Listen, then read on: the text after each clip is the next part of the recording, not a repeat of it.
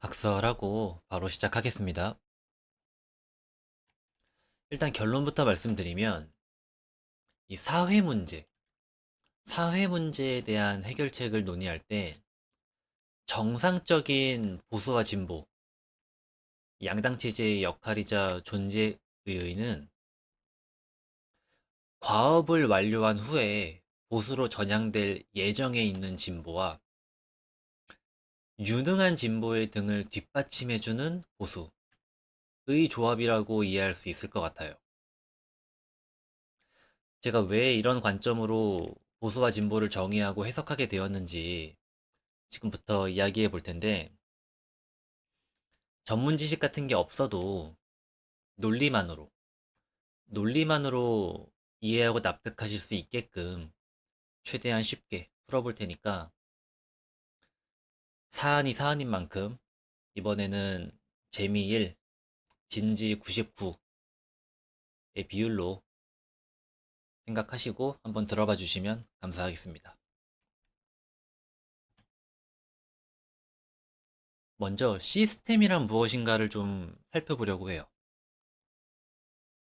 이 단어를 정의하는 어떤 학술적인 혹은 사전적인 여러 가지 방법이 있겠지만, 저는 시스템을 임의로 정의된 혹은 임의로 설정된 역할 및 절차를 각 구성원들이 완벽하게 수행했을 때, 그때 실현되는 일종의 가상 시나리오를 도식화한 것이라고 보고 있어요. 대표적인 예시가 해당 범죄를 저지른 개인이나 집단이 출현했을 때 어떠한 처벌을 적용할 것인가 하는 인과관계를 정립해 놓은 법.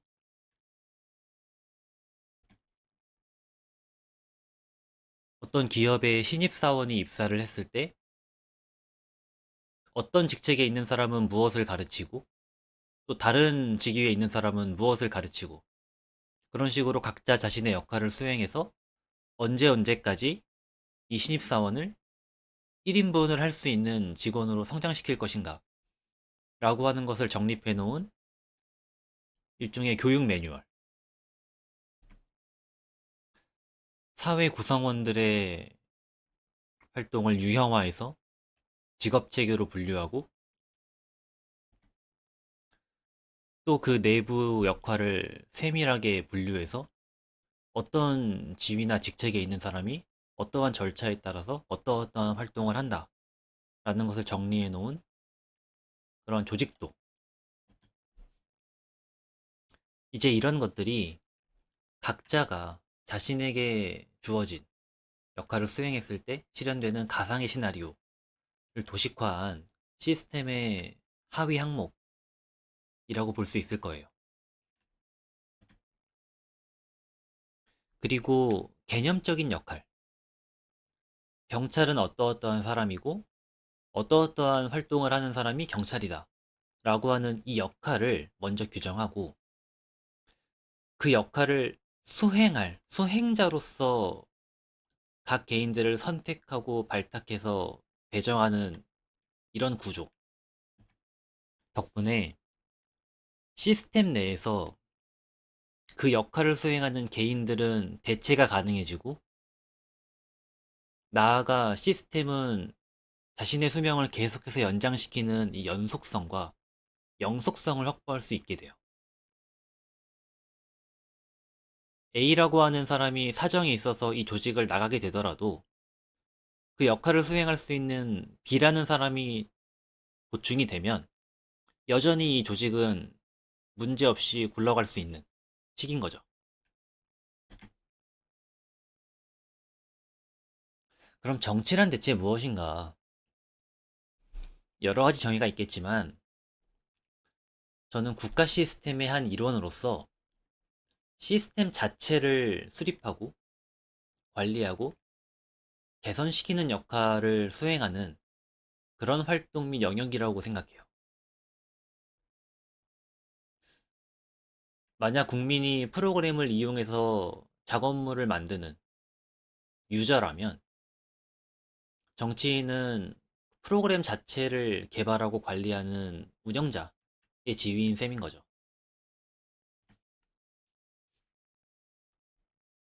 이때 정치의 목적은 시기에 따라서 좀 다르게 해석할 수 있을 것 같아요. 신분제적인 질서 속에서 정치가 지배층, 기득권의 전유물이던 시절에는 그들의 입지와 파워 밸런스를 유지하는 것이 정치의 목적이었겠죠. 그런데 민주주의와 자본주의가 확대가 되고 모두가 정치에 참여하는 시대에 이른 현재에 와서는 국내적으로는 사회 문제 및 국민 갈등을 해결하고 개인의 욕망이, 개인의 이기심에서 비롯된 행동이 결과적으로 이 공동체 전체의 발전으로 확장되고 수렴될 수 있는 그런 구조를 구축하고 유지하고 개선하는 것. 그리고 국외적으로는 외교나 국방 등등의 활동을 하면서 국가 경쟁력을 확보하는 것이 정치의 근본적인 목적이자 목표라고 이해할 수 있겠죠. 그렇다 보니 우리가 정치라고 부르는 시스템, 정치에 관여하고 정치가 관여하는 이 시스템에는 반드시 갖춰져야 하는 필수적인 요소들이 몇 가지가 있어요. 보통 게임에 비유해서 생각을 하면 조금 이해가 쉬운 편인데, 먼저 구조적으로 명확한 규칙과 목표가 있어야 되고요. 그리고 이 적용을 받는 대상이 인간이라는 점을 고려했을 때, 이들이 시스템을 잘 따르게끔 동기부여를 하기 위해서, 시스템의 테두리를 벗어나지 않게끔 하기 위해서 적절한 상과 벌이 주어져야 돼요. 그래서 대한민국을 비롯한 대부분의 선진국에서는 규칙을 만드는 입법부와 잘못에 대해 벌을 주는 사법부와 일상생활 속에서의 보상체계 전반을 관리하고 제도적으로 보장하는 행정부의 3권으로 분리가 된 3권 분립의 형태를 띠고 있죠.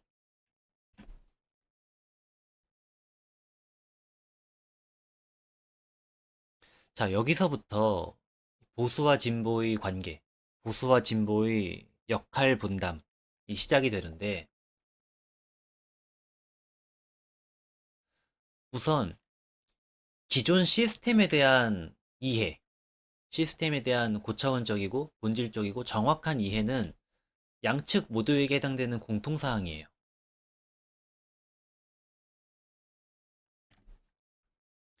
이 시스템이 어떻게 시작이 되었고, 어떤 구조로 굴러가고 있으며, 어떠한 장점을 가지고 있고, 핵심은 이거죠.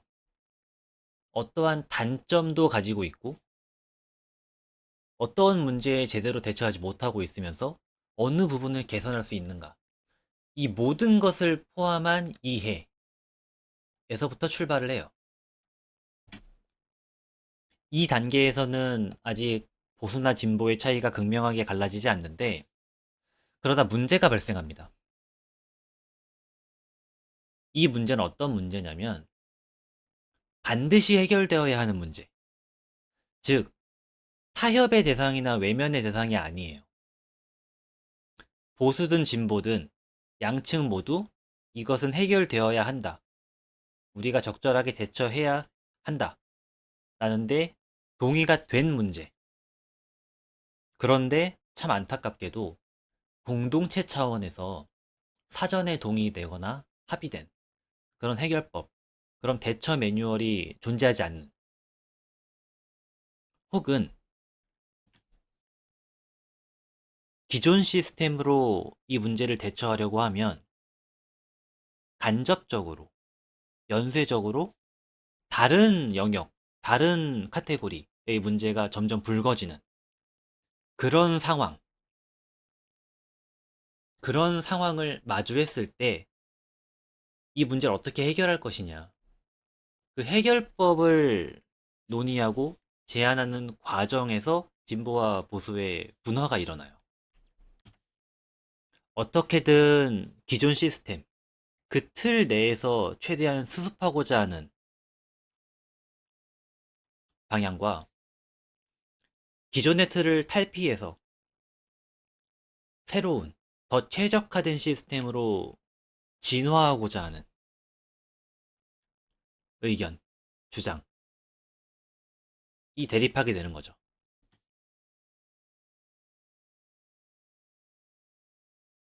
그런데 여러분들이 한번 생각해 보세요. 반드시 해결되어야 하는 문제, 반드시 해결되어야 한다라는 데에는 이견의 여지가 없는 문제에 대해서 만약 기존 시스템이 일말의 가능성이나 희망조차도 제시하지 못한다고 한다면 익숙한 걸 떠나보내야 하는 어떤 불안, 그리고 미래에 대한 이 불확실성의 리스크에도 불구하고 사실 보수를 고집해야만 하는 이유는 없어요. 이 문제의식이 확고하다는 전제하에.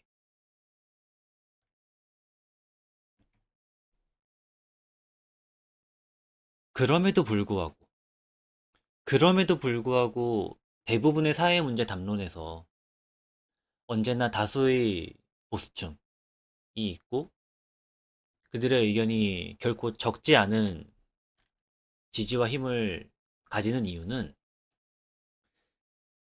기존 시스템이라고 하면 되게 고리타분하고 경직되고 딱딱한 느낌이 들지만 사실은 나름대로의 융통성, 예외적인 상황에 대처할 수 있는 어떤 최소한의 유연성, 자기 스스로를 조금씩이지만 변화시킬 수 있는 가능성을 기존 시스템 또한 기본적으로 내포하고 있기 때문이에요. 그 변화 가능성을 포함해서 구축된 시스템이기 때문에 이 역사 속에서 지속적으로 정제되고 발전되어 온 이 시스템을 갑자기 해제하고 불필요한 혼란을 야기하거나 문제를 오히려 악화시킬 수 있는 그런 위험성을 감수하지 않더라도 점진적인 변화와 개선을 통해서 충분히 이 사태, 이 문제를 극복하고 대처할 수 있다라는 것이 보수의 기본적인 스탠스가 되는 거죠. 반면 진보의 입장은 어떤 거냐면 점진적인 대처? 듣기엔 좋은데 그걸로는 문제를 수습하는 속도보다 이 사태가 악화되고 그 부정적인 영향력, 이 사회 전체로 연쇄적으로 뻗어나가서 걷잡을 수 없는 불길을 만들어내는 속도가 더 빠르다. 애초에 시스템 자체의 구조적인 한계, 자기 모순의 특성이 있기 때문에 여기서부터 골마온 문제가 지금 필연적으로 터진 것이다. 따라서 틀 내에서의 대처가 아니라 틀 자체를 뜯어 고치는 근본적이고 구조적인 해결책이 필요하다라는 입장인 거예요. 가벼운 감기라면 굳이 병원을 방문하지 않아도 그냥 약국에서 약 하나 사서 마시고 푹 자면 나을 수도 있겠지만 수술로만 치료할 수 있는 심각한 중증 질병을 칼을 대지 않고서 고칠 수는 없다. 당장은 좀 과격하고 위험한 수처럼 보일 수도 있어도 장기적으로 보면 오히려 이 피해와 투입되어야 하는 자원의 소모, 리소스의 소모와 그 리스크를 최소화하는 해결책이 될 것이다. 라는 해석인 거죠. 즉, 현재 다루고 있는 사회 문제, 반드시 해결되어야 하는 사회 문제의 원인과 해결책에 대해서 어떠한 접근법을 취하는가에 따라 보수와 진보가 갈라지는 거예요. 한쪽은 역사성에 대한 신뢰, 과거에서 현재까지 사회가 발전하면서 실질적으로 일궈낸 성과들에 초점을 맞춰서 희망적인 관측을 가지는 거고, 다른 한쪽은 그럼에도 불구하고 여전히 해결되지 못했다라고 하는 사실을 지적하면서 변화를 주장하는 거죠. 지금도 늦었으니 더 늦기 전에 행동해야 한다. 라면서.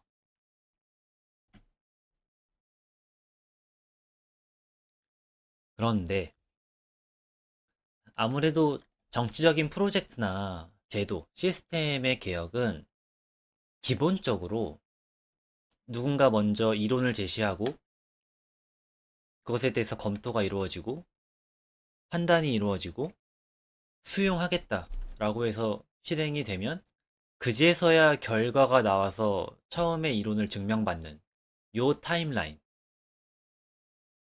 즉, 결과가 어떻게 나올지 모르는 상태에서 판단을 내리고 실행하는 타임라인을 가지기 때문에 이론 단계에서 진보가 주장하는 새로운 시스템이 기존 시스템보다 우수하고 성공적일 것이다. 안정된 사회의 발전으로 이어질 것이다. 특별히 부작용이 없을 것이다. 라는 확신을 받아들이는 쪽도 그렇고 사실 주장하는 쪽 양측 모두 갖기 어려워요.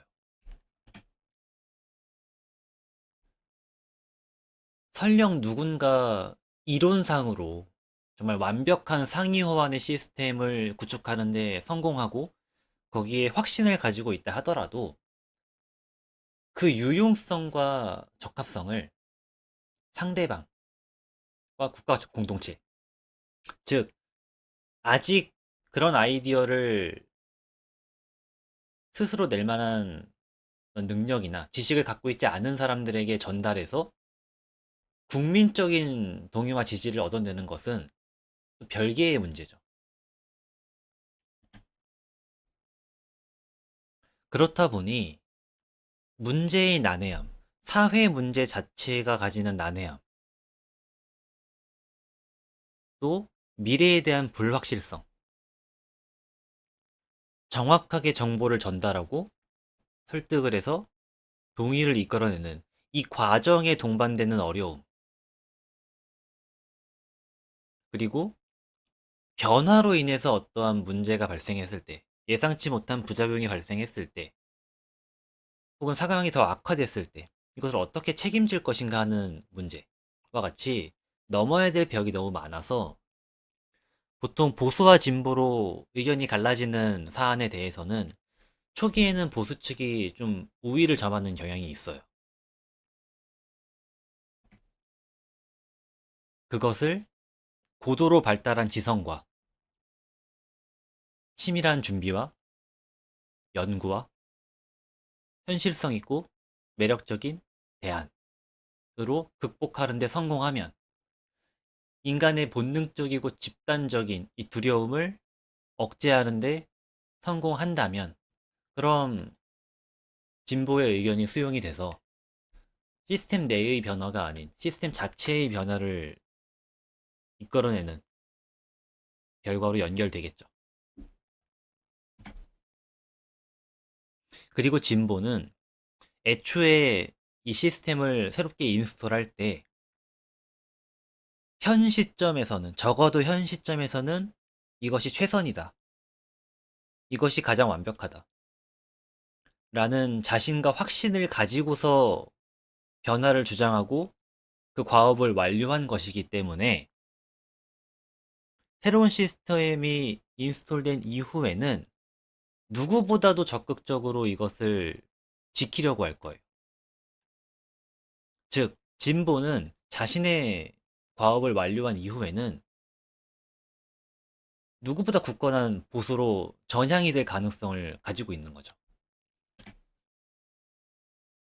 그 시스템을 만들고 도입한 본인조차도 애정을 갖지 못하는, 수호할 가치, 지킬 가치를 느끼지 못하는 시스템을, 그런 반쪽짜리 시스템을 완벽한 대체제인 것 마냥 주장하면서 정치적인 활동을 했다라고 한다면 그건 그것대로 문제가 되는 거니까요. 자, 지금까지의 내용을 좀 도식화해서 표현해 보면, 먼저 기존 시스템에 대한 이해, 기존 시스템의 장점과 단점, 의의와 한계점, 이런 것들에 대한 이해는 기본적으로 공유하고 있는 상태에서 문제가 발생을 합니다. 해결하기 어려운 까다로운 문제, 혹은 해결하려고 하면 할수록 다른 문제가 터져 나오면서 악순환의 고리가 반복되는 문제. 그런 문제가 발생을 하게 되고, 그때 기존 시스템을 유지할 것이냐, 아니면 새로운 시스템으로 변화할 것이냐에 따라 보수와 진보로 갈라지게 되고, 여기서 진보가 승리를 해서 문제를 해결을 하면 그 진보는 새로운 형태의 보수로 전환이 되게 되죠. 그리고 이 과정, 이 계단식 과정을 반복하면서 시간의 경과에 따라 시스템의 완성도, 역사에 따라 사회의 안정, 폭력과 야만에서 문명으로, 그리고 평화와 풍요로 나아가는 이 상향평준화의 우상향 그래프를 그리는 것. 이것이 진보와 보수로 갈라져서 대립하고 역할 분담을 하는 이 양당 체제의 가장 기본적인 구조이자 작동 방식이라고 저는 해석하고 있어요.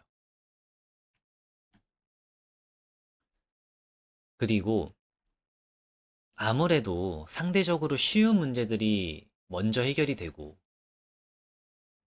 정말 까다로운 문제들, 현 시점에서 최적화된 시스템이다라고 인정받고 믿어지는 그런 시스템으로도 여전히 성과를 기대하기 어려운 문제들이 점점 남는 구조를 띠고 있기 때문에,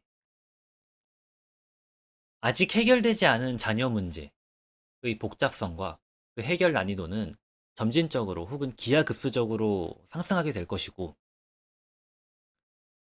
결국 정상적인 사회에서는 다수의 보수와 소수의 진보라고 하는 이 비중의 차이가 가시화될 것이다 라고 예상할 수 있을 거예요.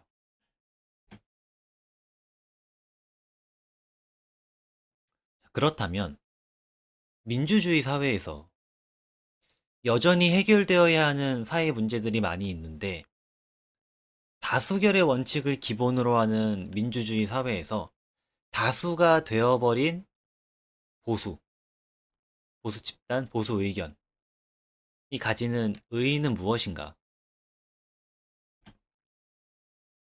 대해 제 나름대로 고민을 해봤어요. 사실 시스템 자체를 변화시키는 진보의 제안은 기본적으로 대규모 프로젝트예요. 많은 예산과 시간과 리소스와 인적 자원이 투입되어야 하는 경향이 있고, 문제가 생겼다라고 하더라도 원상복구를 할 수 있는 가능성은 낮아요.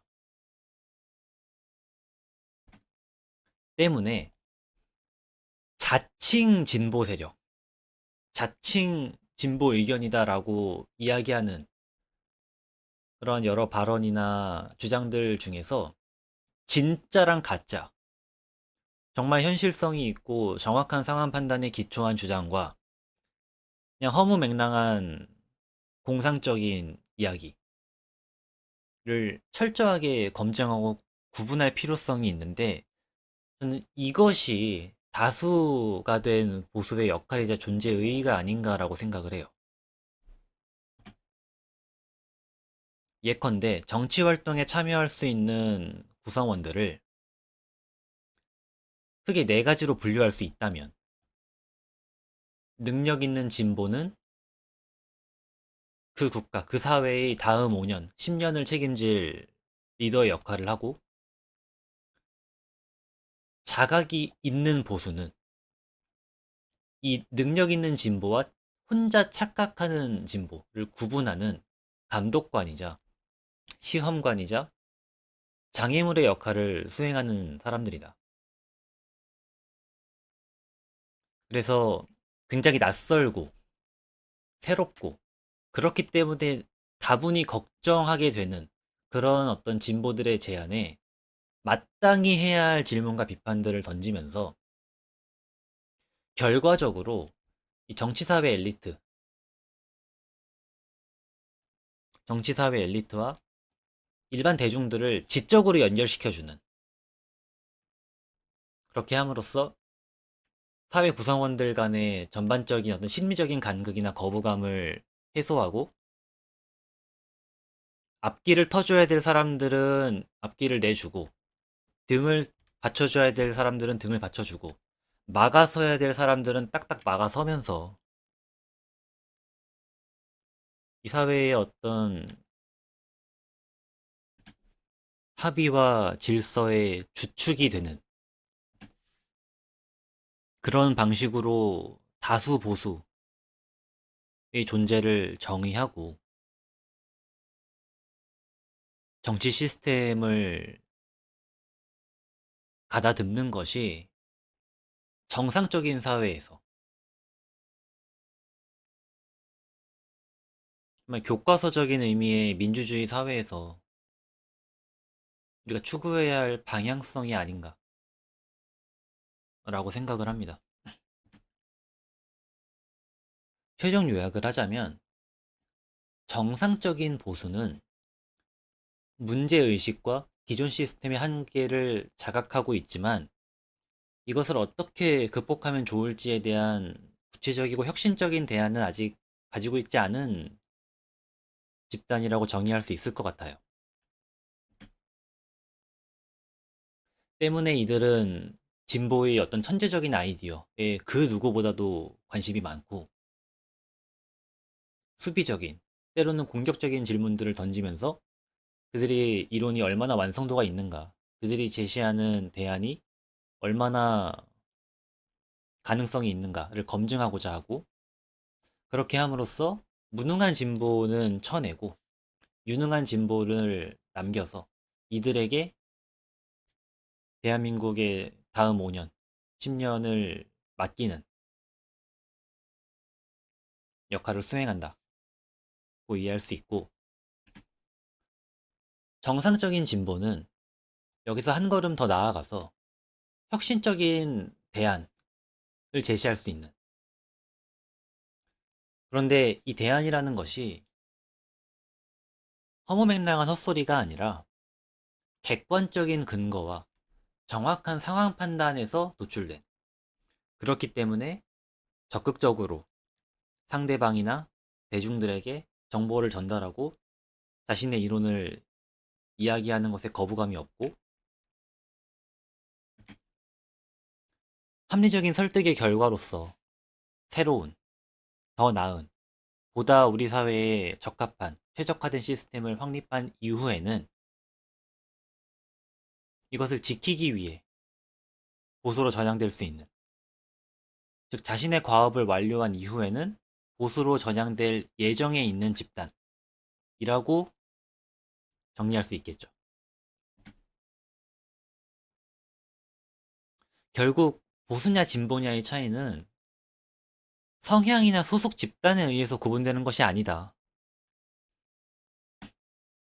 현 시점에 내가 더 나은 대안을 가지고 있느냐의 여부와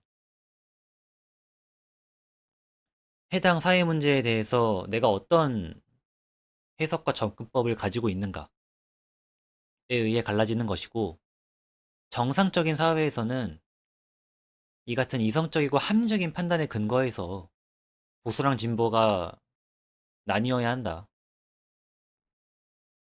라는 부분을 좀 확실하게 짚고 넘어가고 싶어요.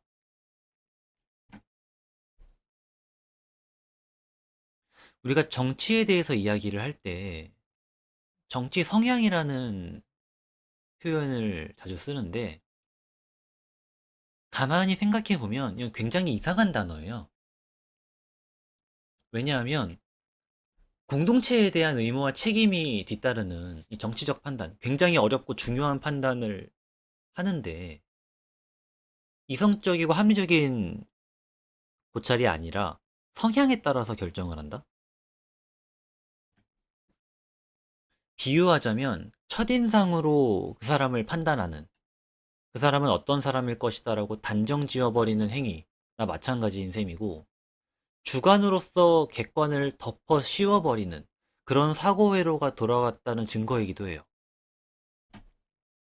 그런데 정치라고 하는 굉장히 중요한 사안에서까지 이런 사고회로를 돌리는, 돌려버리고 마는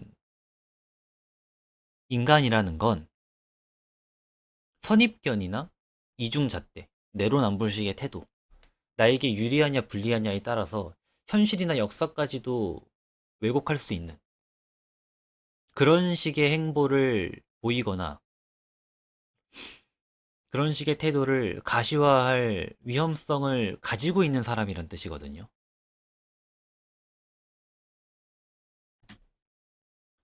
성향은 어떤 방향에서, 어떤 관점에서, 어떤 도구를 사용해서 어느 부분을 먼저 바라볼 것인가. 즉, 정보를 검토하고 사고하는 순서에 작용하는 어떤 무의식적인 요소일 뿐이지, 충분히 최대한 많은 정보를 살펴본 후에 종합적으로 내리는 최종 판단.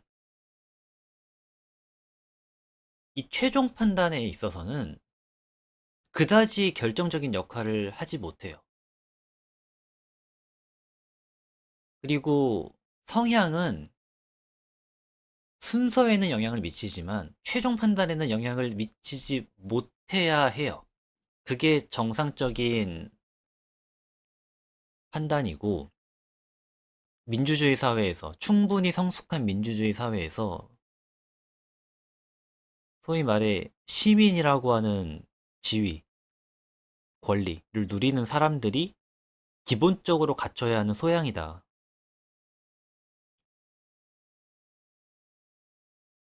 라고 저는 생각을 하고, 이러한 저의 생각, 이론, 해석, 관점을 이럴 때가 아니면 언제 공유해 보겠나 싶어서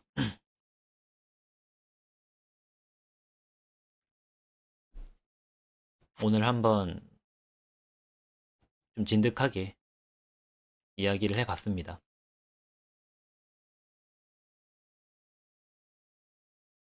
마지막까지 들어주신 분들이 계시다면 감사의 말씀을 드리면서 이만 마치겠습니다.